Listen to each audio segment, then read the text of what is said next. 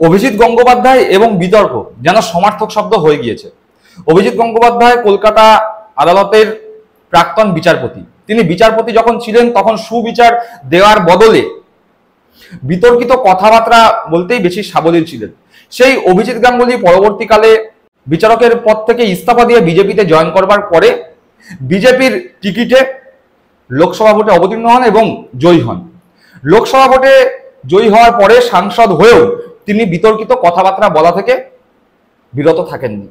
আমরা দেখেছি লোকসভায় যখন তিনি বক্তব্য রাখতে উঠেছিলেন সেই সময় নিজের এলাকার উন্নতির কথা বলার থেকে রাহুল গান্ধীর ড্রেস বা রাহুল গান্ধীর পোশাক নিয়েই তিনি বেশি কথা বলেছিলেন। আবার কিছুদিন আগে ব্রিজের মধ্যে বাবুল সুপ্রিয়র সঙ্গে তর্কাতর্কিতেই তিনি বেশি ব্যস্ত ছিলেন। সোনারায় তিনি বাবুল সুপ্রিয়কে গালাগালও করেছিলেন। সেই অভিজিৎ গঙ্গোপাধ্যায় আর বিতর্ক প্রায় সমার্থক শব্দ হয়ে গিয়েছেন। তিনি মুখ খুললেই বিতর্ক। ঠিক এরকমই একটি পরিস্থিতি আবার তৈরি হয়েছে। অভিজিৎ গঙ্গোপাধ্যায় মুখ খুলেছেন এবং সেই নিয়েই বিতর্ক তৈরি হয়েছে। আজকে আমাদের পর্বে সেই বিতর্কিত কথাবার্তার অংশ থাকবে। তিনি কি কথা বললেন, কেনই বা বিতর্ক হলো, তার এই বিতর্কিত কথাবার্তার পরিবর্তে কারা কি মন্তব্য করলো, সেই সবই আজকের বিষয়। আপনারা দেখছেন বঙ্গচক্ষু ইউটিউব চ্যানেল। আমি প্রতিবেদক সায়ন্তন চক্রবর্তী। যে কথা বলছিলাম, অভিজিৎ গঙ্গোপাধ্যায় আবার মুখ খুলেছেন এবং মুখ খোলার সঙ্গে সঙ্গে হয়েছে বিতর্ক। শুধুমাত্র যে তিনি বিতর্ক সৃষ্টি করেছেন তা নয়, এই বিতর্কের ফলে বেশ চাপে পড়ে গিয়েছে পশ্চিমবঙ্গের বিজেপি এবং আরো বেশি করে বিড়ম্বনায় পড়েছে শুভেন্দু অধিকারী। তার কারণ শুভেন্দু অধিকারী নিজের গড়ে অভিজিৎ গঙ্গোপাধ্যায়কে নিয়ে গিয়ে ভোটে দাঁড় করিয়েছিলেন। ভোটে জয়ীও হয়েছিলেন শুভেন্দু অধিকারীর ব্যক্তিগত ক্যারিশমায়। অভিজিৎ গাঙ্গুলির কোনো ক্যারিশমা সেখানে কাজ করেনি। সেই অভিজিৎ গাঙ্গুলি হলদিয়ায় একটি শ্রমিক ইউনিয়নের সভায় গিয়েছিলেন। বিএমএস, ভারতীয় মজদুর সংঘ। ভারতীয় মজদুর সংঘ কি? ভারতীয় মজদুর সংঘ আরএসএস এর শ্রমিক সংগঠন। বিজেপির নিজের কোনো শ্রমিক সংগঠন নেই। তারা এই ভারতীয় মজদুর সংঘকেই নিজেদের শ্রমিক সংঘ বলে মনে করে, যেহেতু এটি আরএসএস এর শ্রমিক সংঘ। সেখানে গিয়ে তিনি বক্তব্য রাখতে উঠে বলেছেন যে তার নজরে নাকি এসছে আরো একটি নতুন শ্রমিক সংঘ বা শ্রমিক সংগঠন তৈরি হয়েছে যারা কিনা বিজেপি আশ্রিত, এবং তিনি বলছেন যে তাদের দলেরই কিছু নেতা নেত্রী এই প্রতারণামূলক শ্রমিক সংগঠন খুলেছেন। অর্থাৎ অভিজিৎ গঙ্গোপাধ্যায় নিজে মুখে স্বীকার করছেন, বিজেপির সাংসদ অভিজিৎ গঙ্গোপাধ্যায় নিজে মুখে স্বীকার করছেন বিজেপি দলেরই কিছু নেতা নেত্রী একটি প্রতারণামূলক শ্রমিক সংগঠন খুলেছে। এবং তিনি অভিযোগ করছেন যে যারা এই প্রতারণামূলক শ্রমিক সংগঠন খুলেছে তারা এই বিএমএস থেকে কর্মী বা সদস্য ভাঙিয়ে নিয়ে যাচ্ছেন সেই প্রতারণামূলক শ্রমিক সংগঠনে। এবং অভিজিৎ গঙ্গোপাধ্যায় সরাসরি আক্রমণ করেছেন তার দলেরই কিছু নেতা নেত্রীকে। যদিও তিনি কারণ নাম মুখে আনেননি, কিন্তু তার তীর কার দিকে সে কথা অভিজিৎ গঙ্গোপাধ্যায় যে বক্তব্য রেখেছেন তা দেখানোর পরেই আমরা বলবো এবং দেখাবো পাল্টা কি বক্তব্য এসছে। চলুন তাহলে অভিজিৎ গঙ্গোপাধ্যায় সেই বক্তব্য শুনে নেওয়া যাক।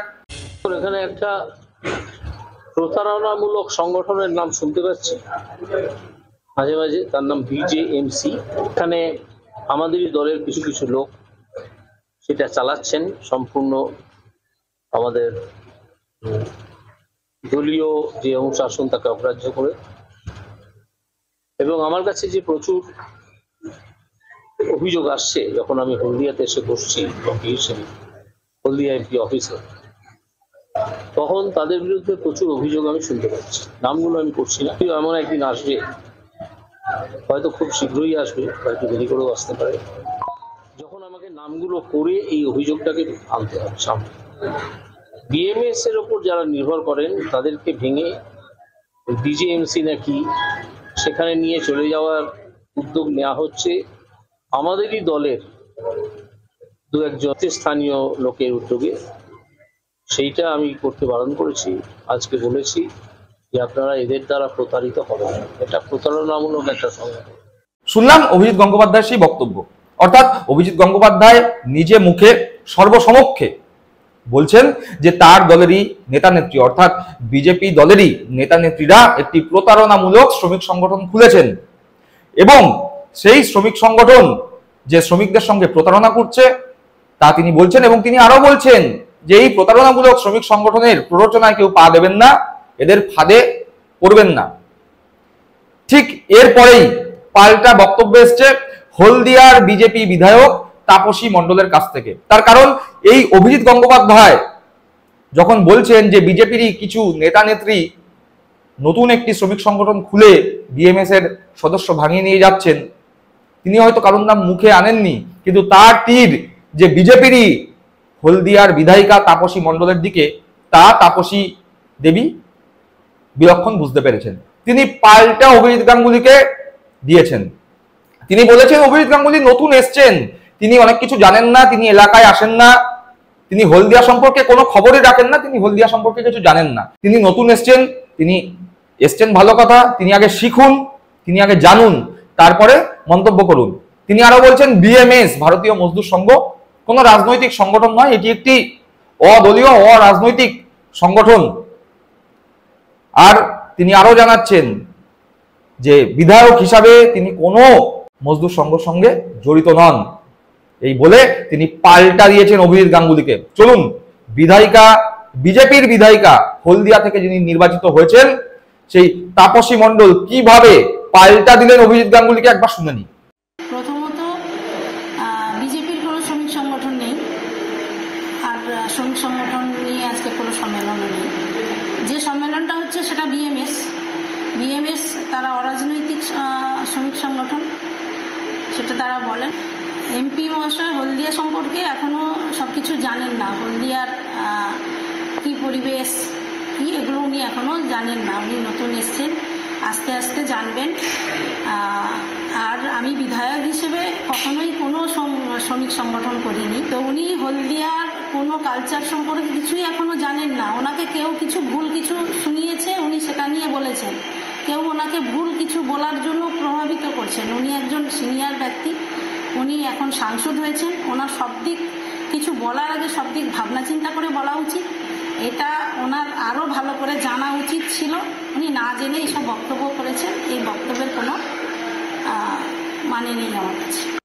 শুনে নিলাম বিধায়িকা তাপসী মণ্ডলের বক্তব্য। অর্থাৎ বিধায়িকা তাপসী মণ্ডল সরাসরি অভিজিৎ গাঙ্গুলির নাম করে পরিষ্কারভাবে বললেন যে উনি তো নতুন এসছেন। আসলে তিনি যে কথা বললেন না সেটি হলো, তিনি বলতে চাইলেন রাজনীতিতে অভিজিৎ গাঙ্গুলি তো দুধের শিশু, তিনি সবে এসছেন, কিন্তু এলাকাতে আসেন না, তিনি আগে আসুন, হলদিয়ায় বসুন, হলদিয়াকে চিনুন, হলদিয়ার মানুষদের সঙ্গে কথা বলুন, হলদিয়ার শ্রমিক সংগঠনের সঙ্গে কথা বলুন। মঞ্চে উঠলাম আর বড় বড় বক্তব্য রাখলাম, তাতেই একজন সাংসদ হিসাবে দায়িত্ব পালন হয়ে যায় না। তাপসী দেবী এ কথা মুখে না বললেও তার বক্তব্যের মাধ্যমে এ কথাই প্রকাশিত হলো। আর এই যে বিধায়ক বনাম সাংসদ শুভেন্দু অধিকারীর গড়ে, এতে বিড়ম্বনায় পড়েছে বিজেপি। সব থেকে বেশি বিড়ম্বনায় কে পড়েছে? সব থেকে বেশি বিড়ম্বনায় পড়েছে বিরোধী দলনেতা শুভেন্দু অধিকারী। ইতিমধ্যেই সবাই জানে যে কিছুদিন আগেই শুভেন্দু বনাম সুকান্ত হয়েছে, আর দুই একদিনে আগেই শুভেন্দুর ভাই দিব্যেন্দু অধিকারী বনাম বিজেপির রাজ্য সাধারণ সম্পাদক জগন্নাথ চট্টোপাধ্যায় হয়েছে। অর্থাৎ বিজেপির মধ্যে গোষ্ঠীদ্বন্দ্ব বা বাকযুদ্ধ চলছেই। সেই বাকযুদ্ধে নবতম সংযোজন অভিজিৎ গাঙ্গুলি সাংসদ বনাম তাপসী মণ্ডল বিজেপির বিধায়িকা। আর এতেই বিড়ম্বনা বেড়েছে শুভেন্দু অধিকারীর। তার কারণেই অভিজিৎ গাঙ্গুলি এবং তাপসী মণ্ডল দুজনেই শুভেন্দু গোষ্ঠীর বিধায়িকা এবং সাংসদ হিসাবে পরিচিত। দুজনের সঙ্গেই শুভেন্দু অধিকারীর ঘনিষ্ঠ সম্পর্ক এবং তারা দুজনেই শুভেন্দু লবির অঙ্গ। নিজের লবির দুই অঙ্গের মধ্যে এই রকম প্রকাশ্যে বাকযুদ্ধ, তা শুভেন্দু অধিকারীকে বিলক্ষণ বিড়ম্বনায় ফেলেছে।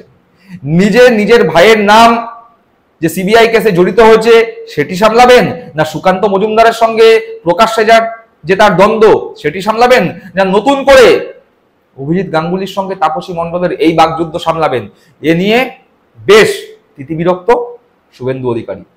সামনেই বিজেপির রাজ্য সভাপতি নির্বাচন, সেদিকে শুভেন্দু অধিকারী যে মনোনিবেশ করবেন সে উপায়ও তার নেই। তার উপর 2026-এর বিধানসভা ভোট, বিজেপি বিধানসভা ভোটের লক্ষ্যে নিজেদের সংগঠন সামলাবে কি?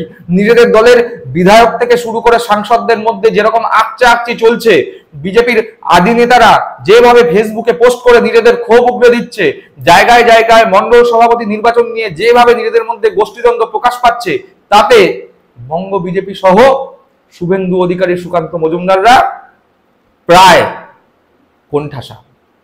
তারা কেন্দ্রীয় নেতৃত্বের কাছে জবাব দেবে নাকি নিজেদের দলের মধ্যে এই গোষ্ঠীদ্বন্দ্ব সামলাবে, সে নিয়েই তারা ব্যতিব্যস্ত। দর্শক বন্ধুরা, এ বিষয়ে আপনাদের মূল্যবান মন্তব্য কমেন্ট বক্সে কমেন্ট করে জানাবেন। ভালো থাকবেন, সুস্থ থাকবেন। জয় হিন্দ, বন্দে মাতরম।